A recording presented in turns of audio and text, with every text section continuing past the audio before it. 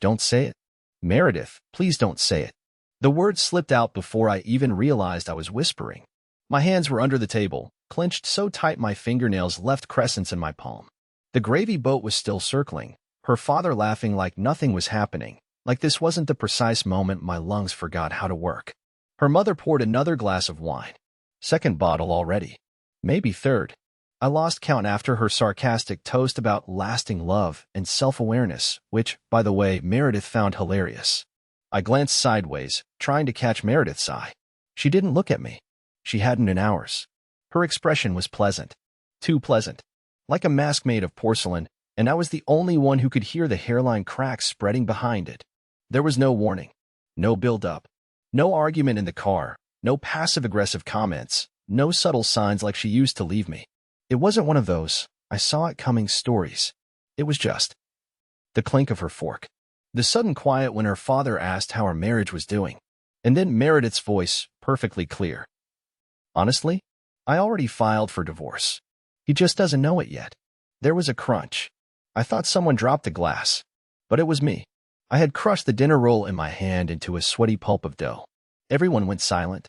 Even the background music, soft jazz meant to impress, seemed to stop breathing. Meredith took a slow sip of her wine. Her father froze mid-chew. Her mother looked like someone had dropped a dead bird on the table. Me? I just sat there, blinking, trying to piece together whether I heard her wrong, misunderstood, hallucinated.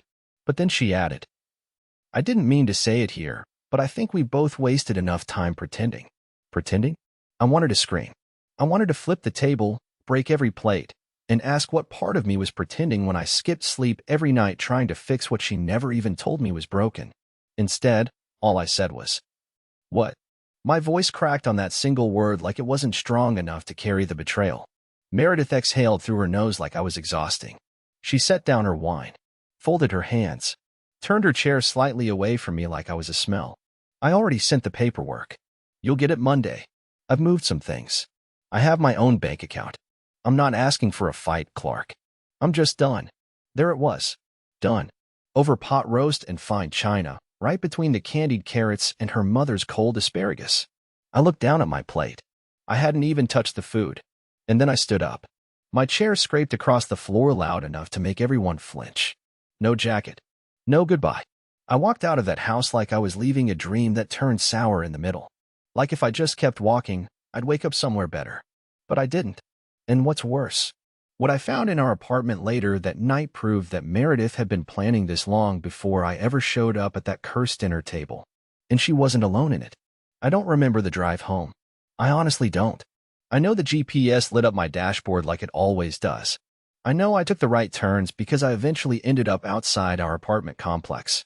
But the in-between is just this blurry, humming tunnel of streetlights and white noise, like my brain refused to record any of it out of mercy. The building looked the same. Of course it did. That was part of the cruelty.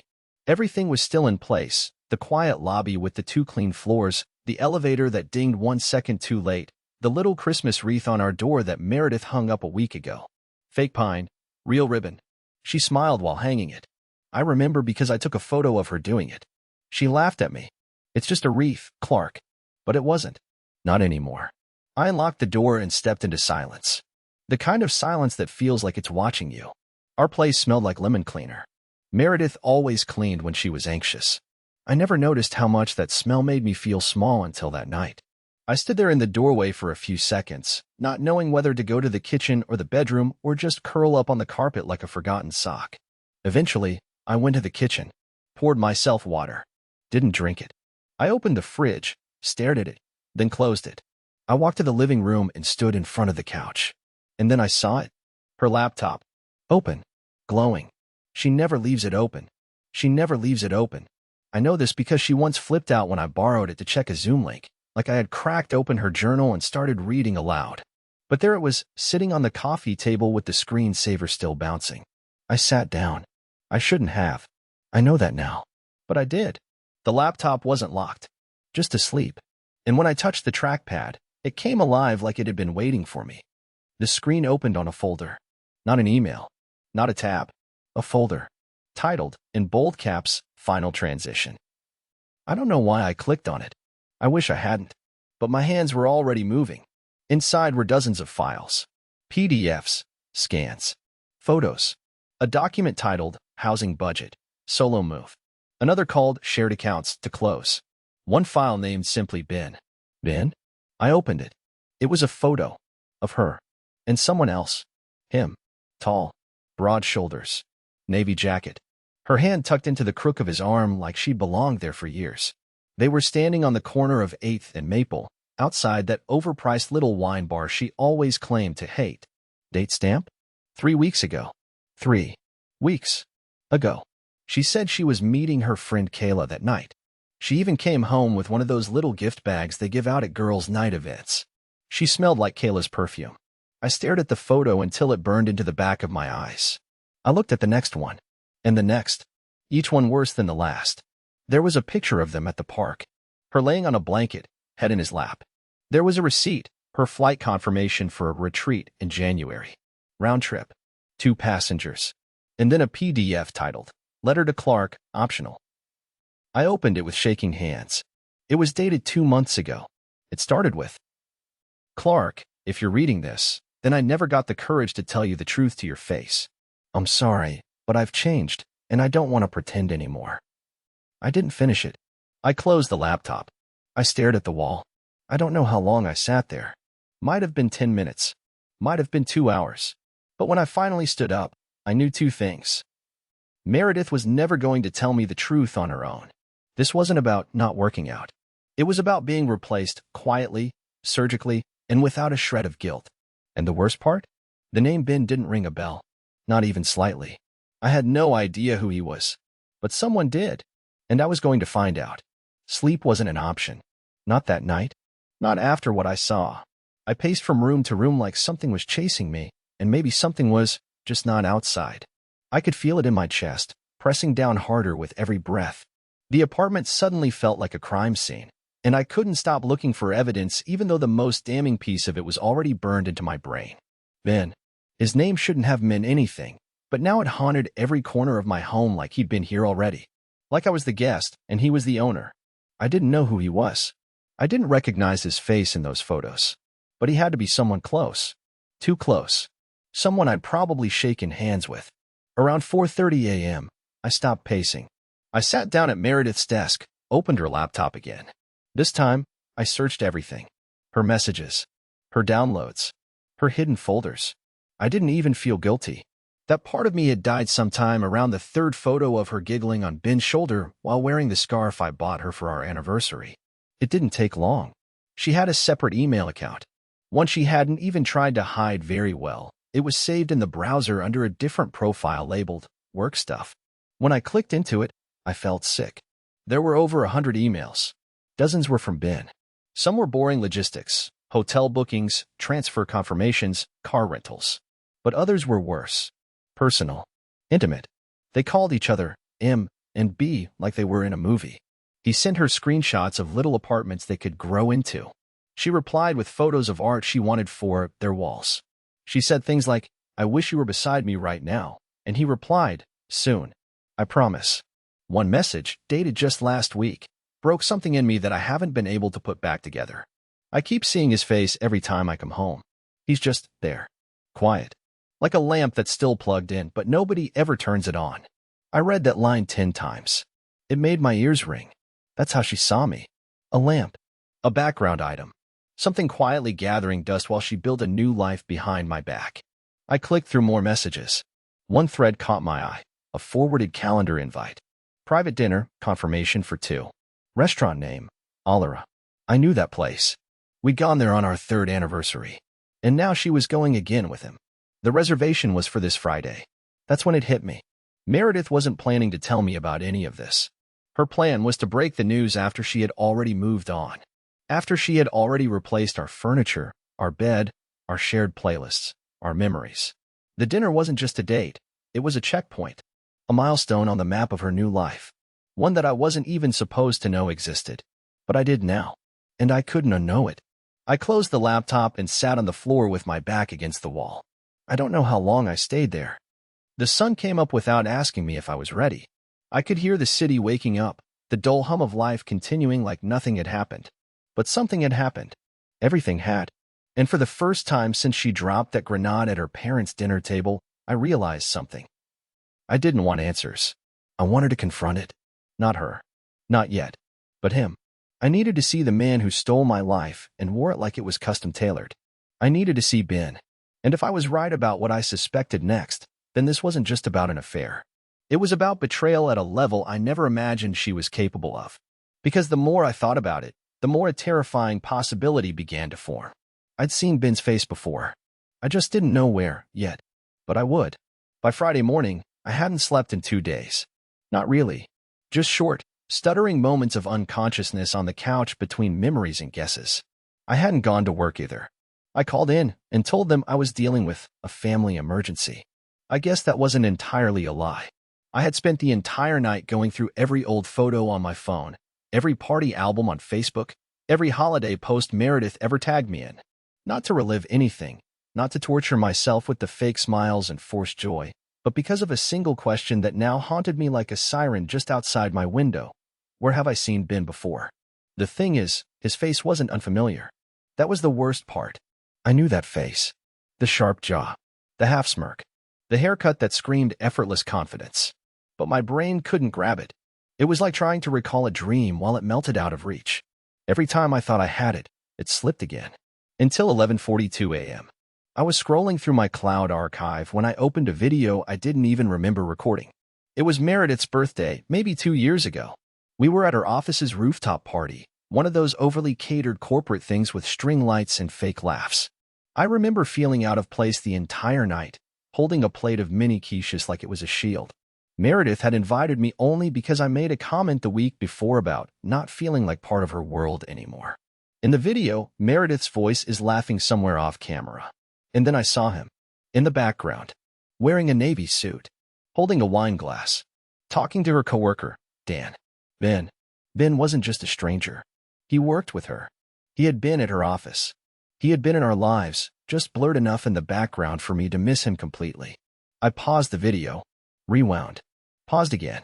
His hand brushed against Meredith's elbow. She didn't pull away. That was 2 years ago. 2. And I had been none the wiser. I felt like throwing my laptop, like tearing the whole apartment apart just to make the spinning stop. But I didn't. Instead, I stood up, grabbed my keys, and got in the car. Alara. 7:30 p.m. That was their reservation.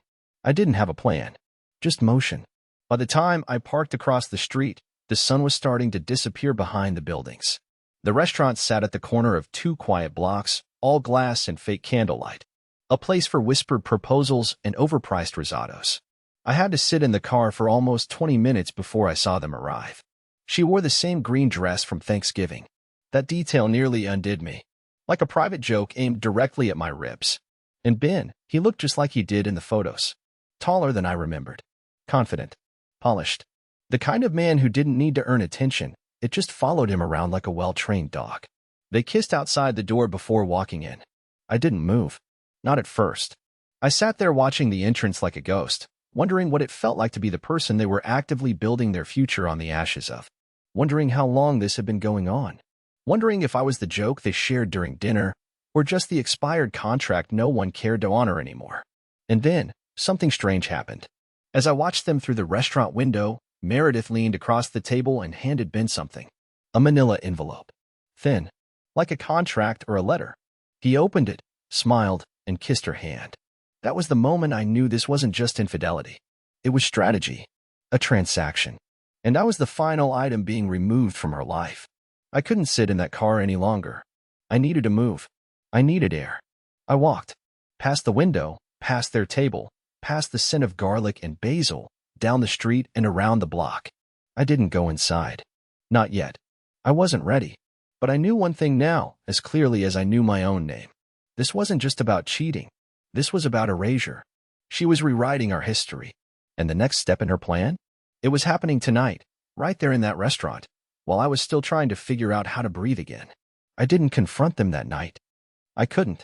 I don't know if it was fear or cowardice or some primal need to keep pretending it wasn't real as long as I stayed on the other side of the glass. But I didn't walk into that restaurant. I didn't interrupt their meal. I didn't scream or demand an explanation. I just stood there, partially hidden behind a bus stop shelter, watching through the window like someone staring at their own obituary in real time. They looked comfortable. That was the part that gutted me. He knew how to pour her wine without asking. She leaned into his hand when he touched her chin, like it was muscle memory. There was no tension, no guilt, just rhythm, like they'd done this 100 times and planned to do it 100 more. After about 40 minutes, I walked away. I didn't want to see dessert. I didn't want to see her laugh at his stupid jokes. I didn't want to watch him hold her coat. I turned the corner and kept going until the restaurant lights faded behind me. I didn't go home. I couldn't be in that apartment. Every corner of it felt infected. I ended up in my car again, parked at the edge of a closed park near the river. I cracked the window and just sat there in the dark, listening to the wind and the occasional dog bark in the distance. That's when my phone buzzed. I hadn't looked at it in hours. It was a text from Dan, Meredith's coworker. The one from the rooftop video. The guy Ben had been talking to. I didn't even know Dan had my number. Meredith must have shared it during one of those corporate mixers she dragged me to. His message was short. Hey man, don't know if I should be texting this, but I just saw something and thought you deserved to know. Call me if you're up. My chest tightened. I called him immediately. He answered after 2 rings, his voice hushed and uncertain, like he wasn't sure if this was a good idea. Clark. Yeah. What's going on? Look, this is probably overstepping, but I saw Ben tonight. With Meredith. At Alara. I almost laughed. Yeah, I know. There was a pause. You do. I was there. Watching from across the street. I didn't go in. Another pause, longer this time. I figured something was off, Dan said. They were acting a little too familiar. You and Meredith, are you two? She filed, I said flatly. Apparently, I'm not worthy of a direct conversation anymore. She told her parents at dinner like it was a weather update.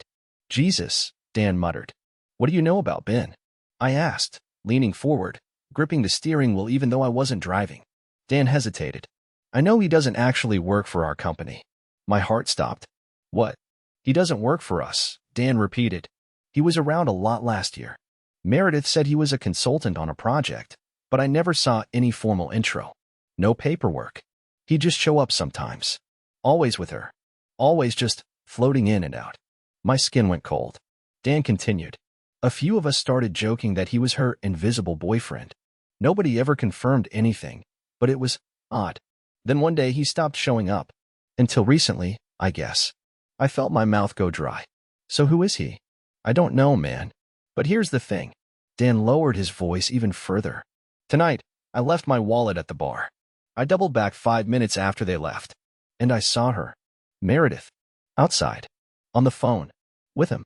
No. She was alone. And I don't know who she was talking to, but I overheard something. She said, we're almost done. The paperwork is clean. He won't fight. He's too passive. Then she laughed and said, honestly, I could have done this a year ago. I leaned back in my seat like I'd been punched. Are you sure? I whispered. I swear, man. I wasn't trying to spy. I just froze when I heard your name. And she said something else before I walked away. I waited. Then exhaled slowly. She said, once I close the account, we'll move forward. I want the condo keys this week. The condo? What condo? I hung up shortly after. I thanked him. I don't remember what I said, exactly. I was in a fog. But when the call ended, I sat in silence for a long time. Meredith wasn't just preparing to leave me. She was preparing to erase me. No confrontation. No conversation. Just quiet removal. Financially. Physically. Emotionally. And now, there was a condo. Another home. A whole other life already in motion, waiting to go live once I was swept from the board. She had counted on me being weak, quiet, tired, and I had been. But now? Now I wasn't. I didn't know what I would do next. Not yet. But whatever it was, it started with finding that condo. Because if she thought I would just fade away without even understanding what was taken from me, she didn't know me at all. The next morning hit me like a shovel. I wasn't hungover. I hadn't touched a drop, but the weight of everything pressed on my chest like it wanted to flatten me into the mattress. Meredith was preparing to disappear with a man I didn't know, into a condo I'd never seen, and I was supposed to just dissolve. Not happening. The word condo haunted me. She hadn't said apartment or place or house. She said condo. That meant paperwork, money, signatures. Somewhere out there was a trail, and I was going to follow it. I started with our joint accounts. She hadn't cleaned them out yet. That was the only surprise. But there were signs of movement, tiny ones. Multiple small transfers to a savings account I didn't recognize, cleverly spaced out like tips. A few hundred here, 250 there. Nothing flashy. Nothing to raise alarms. But I had access to her laptop. She hadn't changed the password. Maybe she thought I was too numb or too polite to go digging. She was wrong. I opened her email again. Search for the word condo. Bingo. 2 results. The first was an automated message from a realty agency with a subject line, "Welcome to Crestline Property Management." The second was a PDF attachment labeled, "Midtown Key Transfer Agreement." My stomach flipped. I opened the PDF. It was a scanned document confirming possession of a 1-bedroom condo on the 11th floor of a high-rise on Werner Avenue. The building was upscale. I remembered it. Meredith once joked that people who lived there didn't do their own dishes. I scrolled to the bottom. That's when my heart stopped. The leaseholder's name wasn't Meredith Prescott. It was Lydia Remsen. I blinked. What? That name meant nothing to me. I'd never heard it before. But Meredith's signature was right there, beneath a clause authorizing Lydia as the primary resident and financial contact. I looked again. Checked the dates. Signed 2 months ago. Approved within 1 week. There was another name listed under additional occupant. Ben. Just Ben. No last name. I sat there, cold and confused. Who the hell was Lydia Remsen? Why would Meredith sign a lease under someone else's name? And how did Ben get approved without a full identity? Something was off. Really off. I ran a public records search on the name. There were a few results, but none of them were in state. One in Vermont. One in Arizona. No connection to Meredith. No social media. No mutual friends. It felt manufactured. Like someone borrowed a name from a discarded ID. I didn't want to think it, but it was getting harder to ignore. This wasn't just betrayal. This might be fraud. That envelope she gave Ben at dinner, was that the transfer paperwork? Had she forged something? Was she moving money under another name to avoid detection? I pulled up our mortgage documents. Compared the signatures. They weren't the same. They looked similar, but not identical. The slant of the L. The hook on the R. It was subtle, but once you saw it, it was undeniable. She hadn't just created a second life. She was laundering herself out of the first one. I couldn't sit still. I needed to see the condo for myself. Maybe I was spiraling. Maybe I was wrong. But I had to look. I drove to Werner Avenue around noon. The building was sleek, glass panels and chrome, doorman out front, valet stationed like a soldier. I parked a block away and watched. People came and went. None of them Meredith. But then, around 12:47 p.m., she showed up. Alone. Wearing sunglasses and a hooded jacket. Casual, inconspicuous. She entered the building through the side entrance. Not the main lobby. That told me everything. She wasn't visiting. She was hiding. 20 minutes passed. Then 30. I didn't breathe normally until she exited, this time with a slim envelope in hand. She paused near the corner, looked around, then climbed into a black sedan that pulled up without delay, like it had been waiting. She didn't see me, but I saw her. And what I saw was not a woman running away from a broken marriage. It was a woman executing a blueprint. And the worst part? I wasn't even the only one she'd been lying to. After I saw Meredith leave the condo building with that envelope, everything changed. I had this gnawing sense I wasn't just watching my marriage end, I was watching something else unravel. Something that smelled like fire long before I saw the smoke. I didn't know how far it went yet, but I knew this much. Lydia Remsen wasn't just a pseudonym. She was the key to whatever Meredith was really doing, and maybe the reason Ben was keeping his last name out of every document I could find. I started digging. At first, nothing came up. I ran Lydia Remsen through search engines, social media, LinkedIn. Dead ends. A few addresses that didn't exist anymore. One low-res image of a woman in a college alumni archive, but no clear connection to Meredith. Then I tried local archives. That's when I found her obituary. Lydia Jane Remsen. Age 31. Died 2 years ago in a car accident just outside Denver, Colorado. I stared at the screen for at least 10 minutes, reading the line over and over again, trying to process it. She was real. Or had been. That name, the one listed on the lease for the condo Meredith now visited in secret, it belonged to a dead woman. A woman who'd been buried with 2 siblings and no spouse. A woman whose Facebook profile still existed, frozen in time, untouched since 2023. Meredith had used her identity. I don't know how. I don't know when she got the idea. But I started to piece it together like a sick puzzle. Lydia's death hadn't made national news. No criminal investigation. Just a tragic accident and a quietly closed chapter. But her digital footprint was still scattered across the internet like broken glass. And Meredith, somehow, had swept it all up and repurposed it for her escape. My stomach churned. This wasn't just manipulation. This was something else. Something I didn't even have the language for. Identity theft? Fraud. Deception at a level that felt more like a movie than real life? But it was real. Too real. And I was tangled in it. I returned to her laptop again.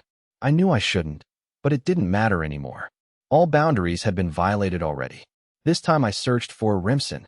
Found more than I wanted. She had folders saved under that name. Notes. Contacts. A scanned copy of a utility bill with Lydia's name on it, clearly doctored.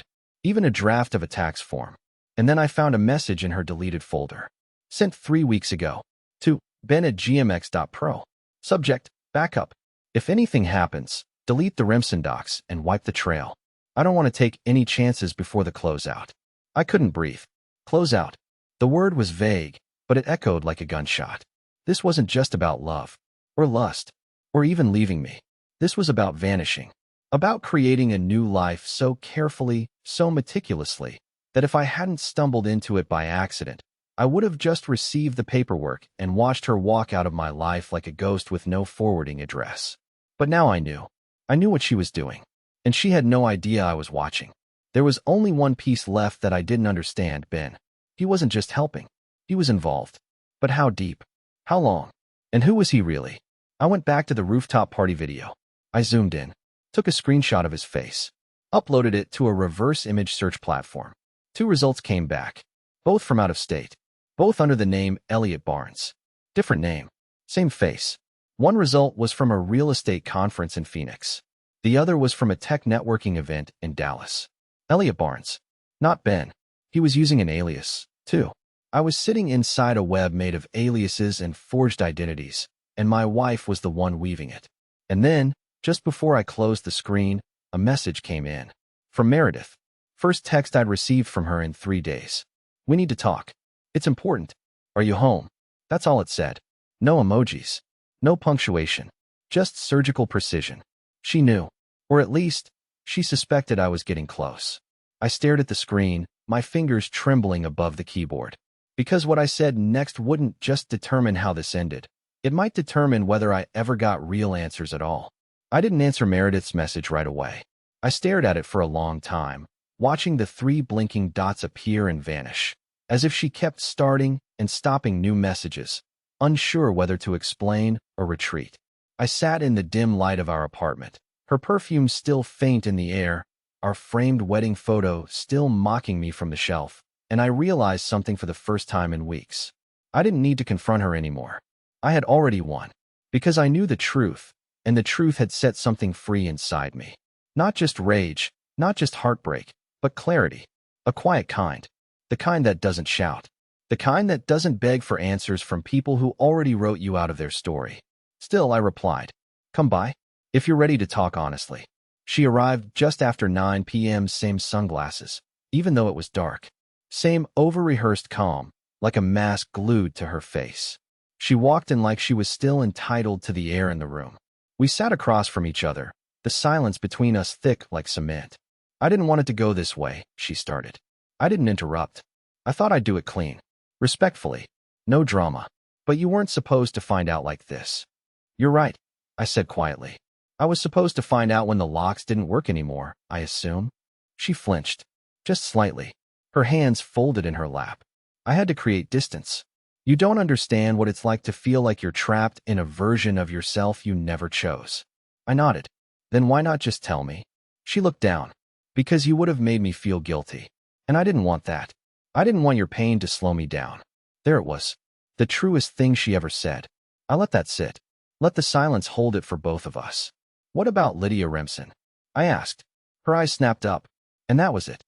The first real crack in her expression. You went through my files? You bet I did. She exhaled slowly, like a balloon deflating. Lydia was a shortcut. I needed a clean break. I needed something that didn't leave a trail. You stole a dead woman's identity. No, she said quickly. I didn't steal. I borrowed. Just enough to move things without you tracing every step. You don't understand, Clark. I needed space. I needed a reset. No, I said gently. You needed control. And you got it. But you don't get to call this a clean break. You lied. You erased me like I was clutter in your perfect new condo. You used aliases, fake emails, ghost accounts. You treated our marriage like an expired subscription. You didn't reset your life. You just burned the old one down and hoped no one would ask where the ashes went. She looked stunned. Not defensive. Not angry. Just exposed. And for the first time, I didn't feel small around her. I felt clear. I'm not angry anymore, I added. I was furious. But now? I'm just done. You don't get to use me as your training wheels while you learn to sprint into someone else's life. She looked away, and in her silence, I saw something I never expected, regret. Real, aching regret. I didn't know how to leave kindly, she whispered. So I left efficiently. I nodded. We didn't speak much after that. She left quietly, and that was the last time I saw her. No drama. No final scream. Just the soft closing of a door I no longer wished to walk through.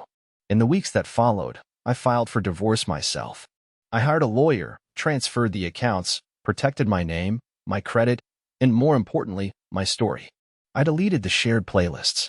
I painted the apartment. I donated her wine glasses. And then one morning, I stood on my balcony, coffee in hand, sunrise warming my face, and for the first time in a long time, I didn't feel hollow. I felt new. Not healed. Not yet. But ready. Ready to live without asking someone else for permission. Meredith chose to disappear. I chose to begin again. And that, I've learned, is the better ending.